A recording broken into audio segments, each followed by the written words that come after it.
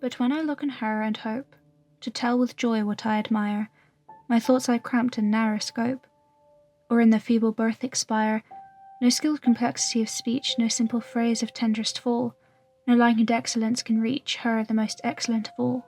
The best half of creation's best, its heart to feel, its eyes to see, the crown and complex of the rest, its aim and its epitome.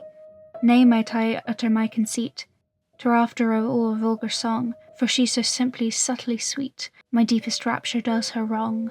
Yet it is now my chosen task to sing her worth as maid and wife, nor happier post than this I ask, to live her laureate all my life. The perfect woman, to Coventry Patmore, was the angel in the house. Someone to be seen but not heard. Submit to her husband, a homemaker. But these weren't new ideals. In classical Athens, the expectations on women were the exact same. The long 19th century was obsessed with the ancient world. Empire wastes were the fashion world's attempt at emulating the marble statues from Greece and Rome, and the Elgin marbles were first brought to Britain in this time period. Even John Stuart Mill claimed that the Battle of Marathon was more important to British history than the Battle of Hastings, and many of the century's greatest minds were in love with the study of Hellenism. I think this leaked into, consciously or otherwise, the way that society functioned in this time period, and the way that women were treated. As the country industrialised and the sexes were pushed into separate spheres, I can't help but think of the very literal separation of the sexes in the oikos of classical Athens. Where men could roam free, women had to be hidden away, secondary to the males in their family. But even women in power, goddesses, they're still sidelined when it comes to men. That's why I'm on a mission to finally push men's history to the side and tell the tale of the women who once roamed the earth before us. The representation and the reality, bit of tension between them, I think.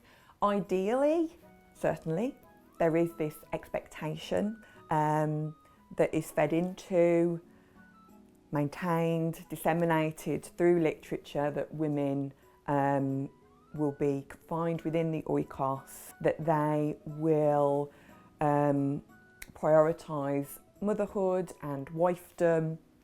But the reality, though, I think was different, as always, especially in terms of class. Women worked outside the home in classical Athens in certain classes. Women had opportunities to take charge in religious festivals. There were opportunities for women to mix outside of the home in women-only religious rituals. They provide opportunities and legitimate opportunities to do things out in public. And there are always ways, I suppose, when you're given that legitimate public role to turn it to your advantage and make the most of that space you've been given. And people have been doing that forever, so why would we think that ancient Athenian women wouldn't do it as well?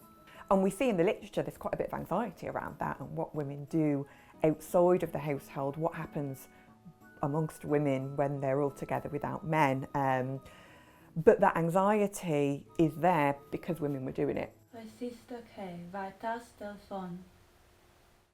The most important part of a woman's life in both classical Athens and 19th century Britain was to get married. A woman's marital status, along with her class, could determine her likability.